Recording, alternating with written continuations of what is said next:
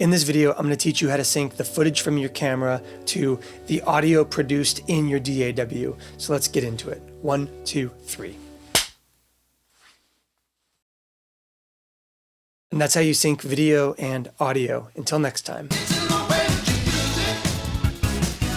Unfortunately, it's rarely that simple. So in this video, we're going to take a look at the different ways creators can kind of set up to record for syncing in post to a finished product, as well as kind of what you need to do in terms of pre-production to make sure that your footage and your audio are able to line up easily, effectively, and quickly in post. So let's start by talking about the different ways that people actually perform the songs for syncing up in post for release on places like YouTube and Instagram. One school of thought is the approach of pre-producing and pre-recording the entire track and then basically doubling and or miming the song for the camera in post, where you write and record everything and then sit down and kind of play it back for the camera. There are some benefits and some drawbacks to that approach. One of the benefits is syncing the footage to the audio is going to be incredibly easy because all of the audio is already finished, and kind of matching those up in post is a lot more straightforward, and in many cases can be automated in your video editing software. In my mind, there are 2.5 main drawbacks to this workflow.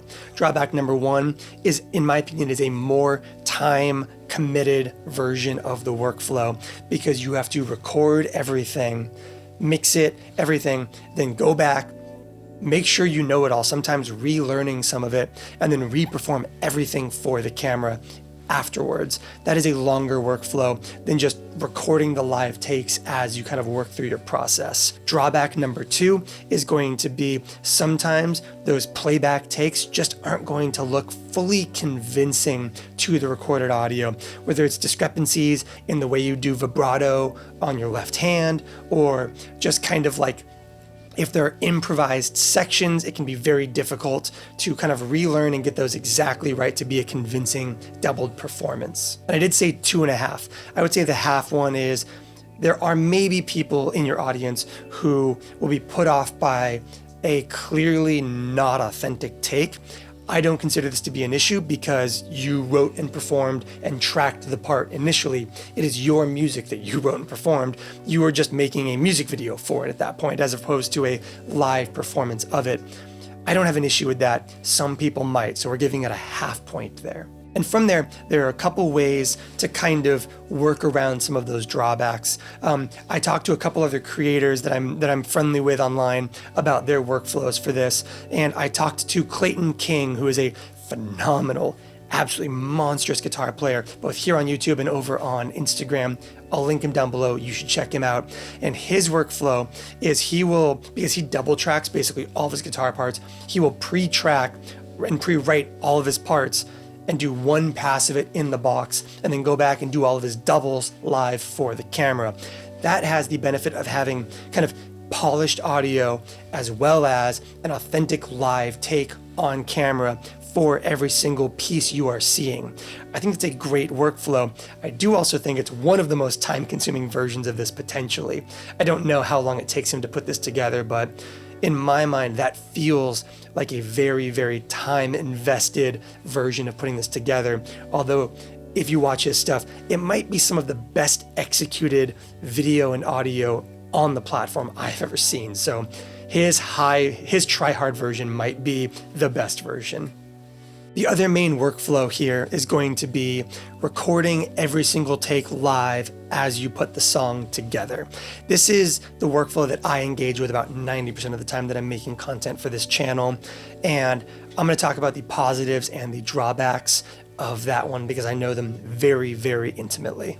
The benefits, of course, are every take is totally live. Syncing that footage up to the recorded DAW produced audio means that every single part is going to be absolutely accurate and correct.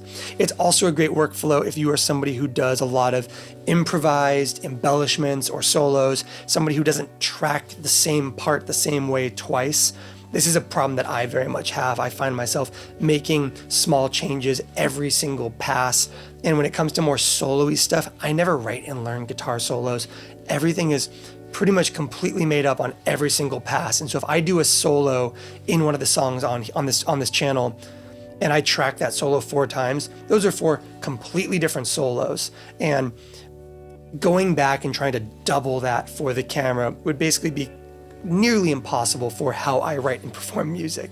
The other benefit is when it comes to the overall amount of time you spend working on the pre-production side, filming and recording, it's all being done at the same time. You're just getting your ideas both on camera and into your DAW in real time. And for somebody like me who kind of like lives on pretty tight turnaround windows for producing projects, it's really, really handy. These videos obviously can be really long, and for me to be able to get something like that out in less than 2 days requires me to be as effective as possible with my time. But let's talk about the drawbacks of this workflow. Drawback number 1 is going to be the amount of footage you end up with at the end of it. If you're shooting like XAVC footage or ProRes on Sony or whatever, this is not as much of an issue. I am shooting on a Blackmagic camera, recording to an SSD in a RAW file format, which means I'm probably looking at minimum 30 to 50 gigs worth of raw footage for this project. Back when I used lower compression ratios for the footage, I was ending up with 500 gigabytes of footage for one project, and that can be really, really taxing when it comes to trying to archive your footage in case you have to go back and make changes in the future. A comparative drawback to that workflow is going to be the fact that you have more footage to dig through and kind of find the right takes and all that stuff when editing in post. There are ways to get better at that, just knowing that the end of every file is going to be the best take, that kind of thing. But you do have to do more kind of time cleaning up and sorting through footage in post if you record every single bad idea, bad take, and bad pass. Drawback number 2 is going to be it is more difficult to sync the footage to the audio in post, and that is because programs like DaVinci Resolve and I believe Premiere have kind of quick auto syncing functionality. If the camera is hearing the exact same audio, like right now, this is just one take of me talking to the camera and into my microphone to my DAW, even though this audio quality and this audio quality are very, very different, you are still able to very effectively kind of line them up, have them automatically line up by waveform in Resolve. But if you are building a track from bare bones to finished product and recording every take, a lot of those early takes are not going to be able to sync up automatically, and you have to find other ways of finding that clap sync to get your footage lined up correctly. And to that end, let's talk about how to set up your camera and set up your DAW and your recording environment to kind of allow for both automatic and manual relinking of video and audio that is effective and economical and easy. Number 1, clear camera audio is crucial. Make sure that your camera is getting effective room audio, even if it's just the room, not a send from your recording interface or whatever. And here's why. I set up my DAW so that I have click running through my speakers whenever I am recording, and that click is incredibly effective because not only does it serve the same nice sharp clap syncy kind of sound, but the kind of the 4-bar count in and then bar 1, note 1, that kind of click is perfectly in line with the start of the WAV file of your exported audio. And that means that if you are running click, you can always drop your footage so that it lines up to the other relative pieces of footage without timecode and to the start of your WAV file incredibly easily. So let's get into Resolve right now, and let's take a look at a recent project I did where I am not able to automatically sync up all my footage and how I manually get all of my takes lined up in a stack where everything is on the grid and accurate, and then allows me to quickly and effectively cut between takes to put together a finished version of a song edit. Okay, so we have all the clips and audio from the recent video I did on the Cornerstone Nero fuzz. And I'm going to show you how I go about lining up all this stuff for the kind of final multi-cam edit. So we have our various clips, we have the song itself, and then I have a timeline that I made right here that I've titled Song Sync. So we have our timeline down here. These are all the other versions of it from when I made the actual video.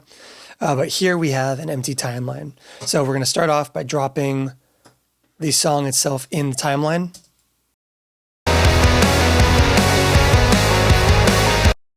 All right, we've got it right there. And you're going to see compulsive saves like that as we work through. Always be constantly saving when editing in a nonlinear editing software because stuff crashes. So like I said, the easiest way to align clips, especially if you do the pre-production thing.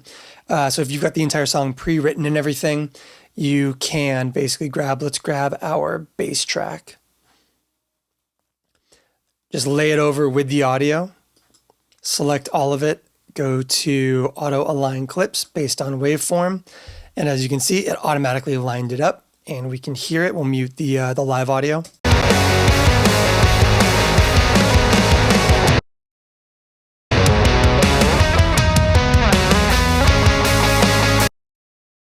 If it looks a tiny bit off right now, that's not actually the case.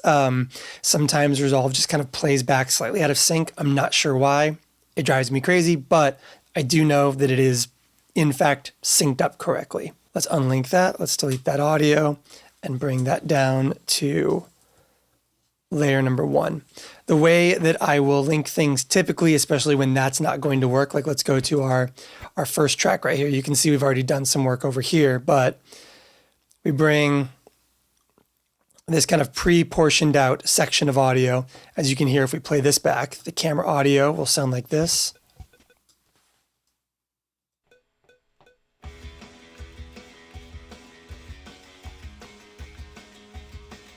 So if we drop that in right here, we select it and the main audio, auto align based on waveform, snaps right into place, which is awesome. So again, now you can see.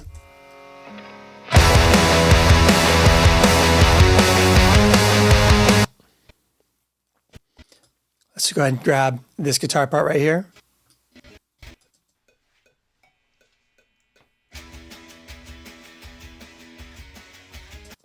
So there's a couple things at play here. So because this has already been set up like this, let's go ahead and remove selected markers, or let's go ahead and remove all markers. Treat this like it's totally brand new into the DAW. We can grab, so there's multiple like kind of wrong takes here.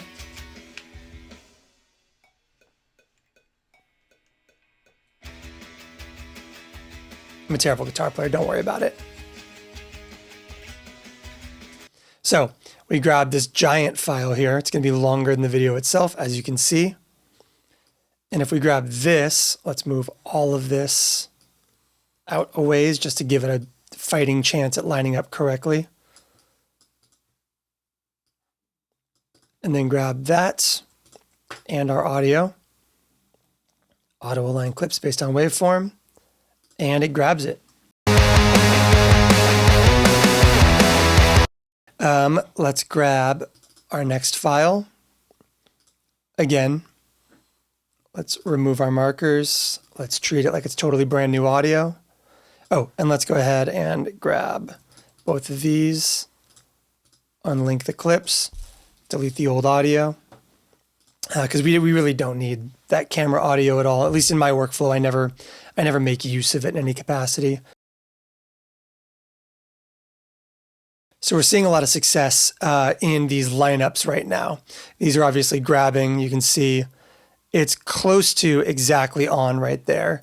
It might actually be more accurate than my like self-done version of it. But let's go ahead and showcase what my normal workflow is when the audio is not playing nice for alignment. So let's go ahead, get rid of those. Let's get rid of the bass too. And we'll actually use the bass one because the bass starts at the beginning of the song. So what I'll typically do is drop the audio file in first. We'll grab this bass track. As always, let's go ahead and remove all markers. Make it look like totally brand new audio. And I can kind of like scrub through here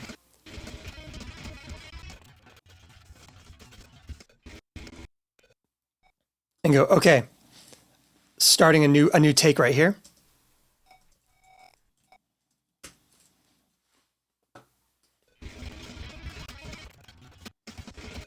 Great.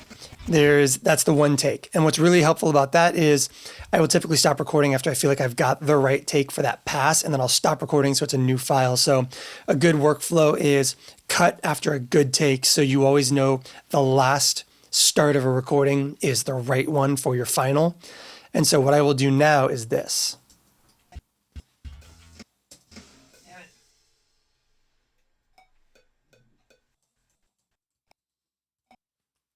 That right there, the 4-bar count in, start of the actual track itself. So now if I take that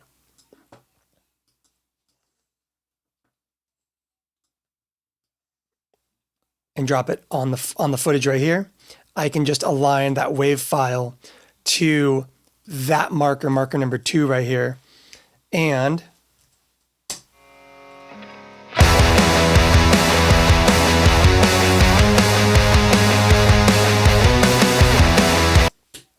it works.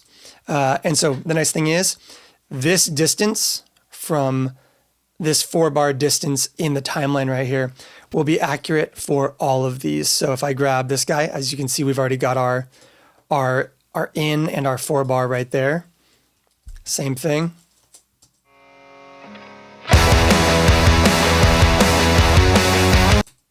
And you basically will just continue to build all the way up like that.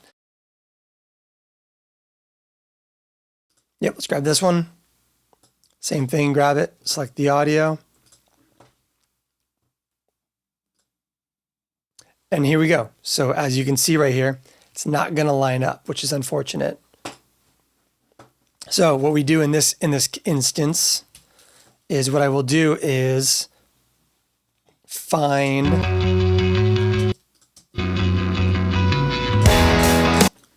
what I'll end up doing is finding where the in point is. So let's roll through here. There we go. This is our last instance of starting it up. And it's worth noting that for this clip, we did not start at the beginning of the project. So we have to find something else to latch on to. So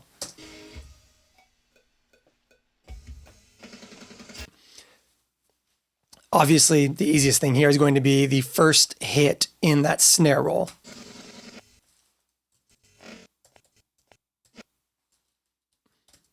So set an in point. I like to use a marker because it allows things to snap more easily. And now go to our song.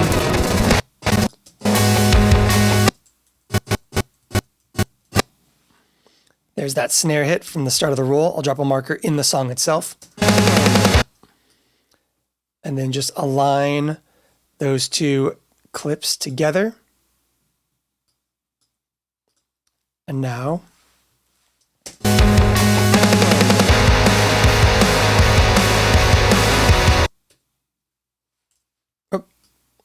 there we go. Get those aligned.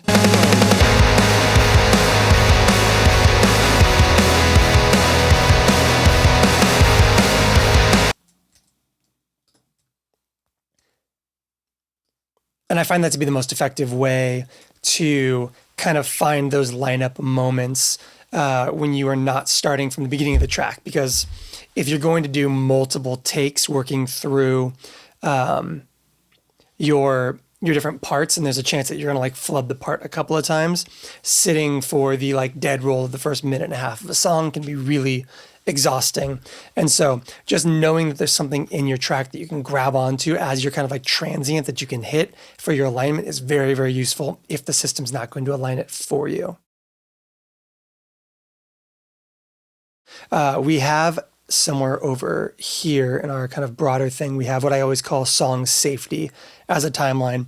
Once I have everything lined up, I will copy that timeline. That way, if I get into the whole cutting process, realize there was a mistake, I have a pre-lined up version I can go back to where nothing's been cut away and all of it is properly aligned. And so this is what kind of a full stack timeline for me will look like before I get into the cutting process. And I will then, once everything is lined up properly, I'll take out that intro or that dead space, and often I will carve in right there. And now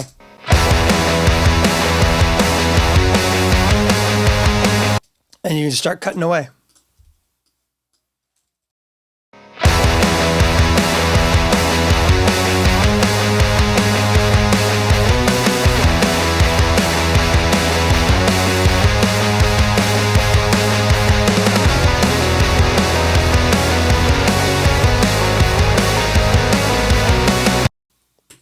You just got to get it all stacked up, and then you're off to the races.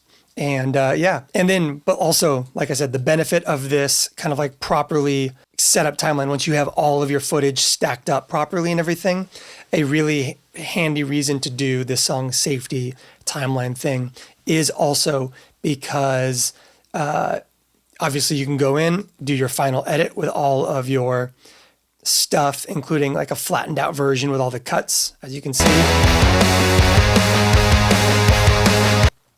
And then go back and grab that uncut up safety, grab all that footage, copy all of it. Let's go back to clip alignment, create a new, not a new bin.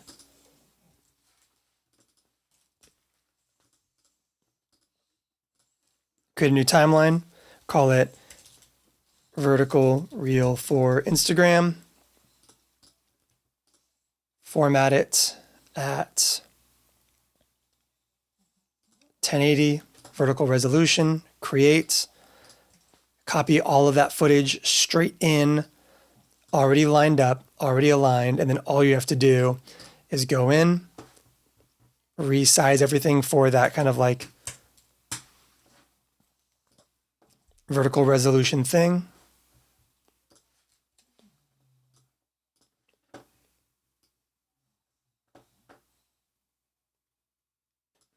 Move all the footage to where it needs to be. It is worth knowing that multiple threads of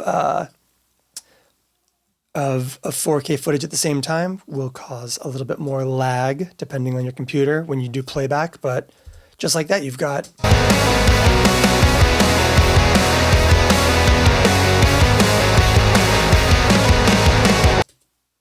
and that's how I line up all my footage.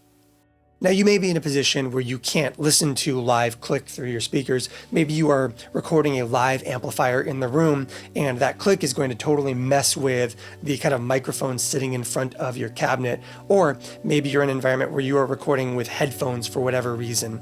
There are a couple of handy workarounds to still effectively get your footage and your audio to line up in post easily. Number one can be a clap sync, but for your guitar.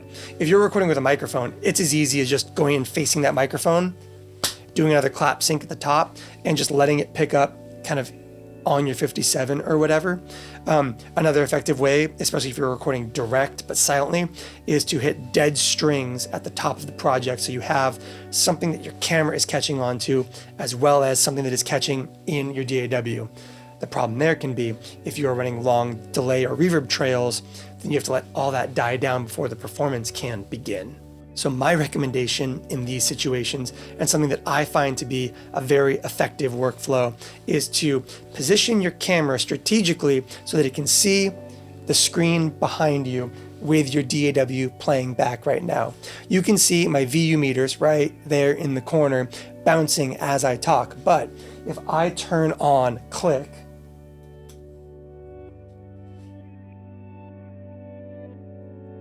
you can see it bouncing with click right there. Let's turn that click back off. If you have click running like that, you can just line up the start of the wave file with the indication that a click tick happens in the VU meter. And so that's basically it. That's how I get my camera and my finished product all lined up on the grid effectively every single time for every project that I make on this channel. You don't need timecode, you don't need SMPTE, you don't need anything special linking your camera to your DAW or anything like that. You can just clap sync, use Click, and get everything lined up. If you're somebody with a different workflow, maybe you have a much easier version that I don't know about, please leave it in the comments below and let me know, because I'm always looking to improve my efficiency in the edit.